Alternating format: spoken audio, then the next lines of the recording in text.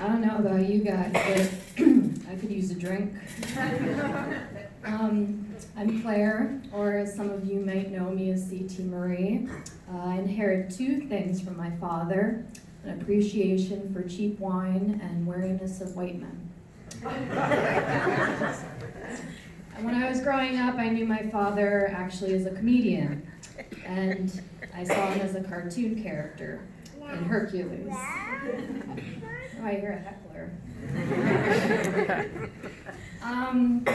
When we would actually, every time I was angry with him, it was very hard to stay angry with him because he was really good at slapstick comedy that he would perform regularly in the kitchen. He would extinguish all my anger with just like a simple fart joke. Never failed. I also knew my dad as a writer. When I was a teenager, we would sit in the kitchen together and handwrite our thoughts and memories. He used marker, me pen. We didn't use pencil, so we couldn't erase our mistakes. We just crossed them out and moved on, but they were still there, our mistakes, on our pages, to remind us of where we went wrong and how we changed our minds. When I was 10, that was when Men in Black 2 came out. And when I saw that movie, I thought, oh, I could write a screenplay, no problem. So I wrote a scene. I was very proud of it. I was like, I'm a genius. And then I gave it to my father to read it because I thought maybe it would make it into Men in Black 3. And he read it out loud. And I remember listening to it and thinking, wow, it's really bad writing. I had my work cut out for me. But that's the thing, my dad always gave a lot of artists a chance. Like, he gave a lot of artists the opportunity to share their work with him. It doesn't matter like what name they had, big or small, he didn't care about that stuff. Yeah. And also, many of my peers, especially in the comedy world, still know him. They know him for his wonderful comedic performances in TV and film. And even though he wasn't a stand-up comedian, he worked with some of the greatest stand-up comedians of all time. Albert Brooks, Tina Fey, Gary Shandling, to name a few. And when I find myself on stage, I always follow his advice, which is to do comedy as drama, and drama as comedy. So for all you artists out there, it's a good direction if you feel like you're lost. And finally, my father was always genuine, never fake, and he knew how to play pretend for real. Happy birthday, Dad. Thank you.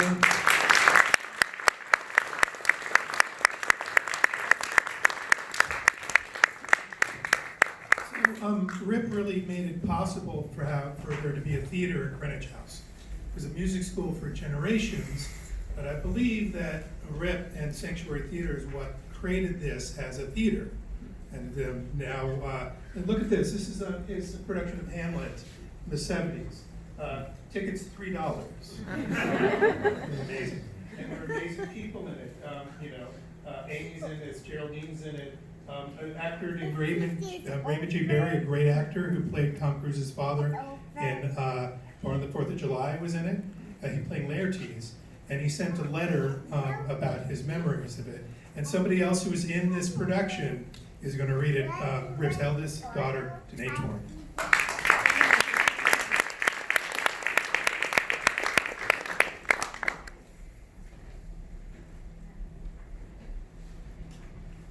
When I first met Rip Torn, I was young and in a state of confusion about how to enter the world of theater. Rip sensed I was searching for a way to make my work personal. We liked each other, and he took me under his wing to some degree, perhaps recognizing something in me that he understood firsthand. Whenever our paths crossed in New York City, he engaged me with questions about how my life and career were progressing. He was a sincere man, and I grew over the decades to love him. The high point of our work relationship was his production of Hamlet, in which he cast me as Laertes to his Hamlet. What was so very remarkable about the production and about Rip Torn himself was that he created the production completely by himself in order to explore the role of Hamlet further.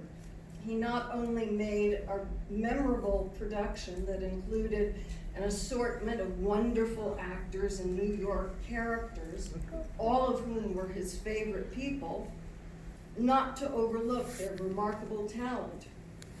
The entire cast loved the man for his courage and total commitment to art.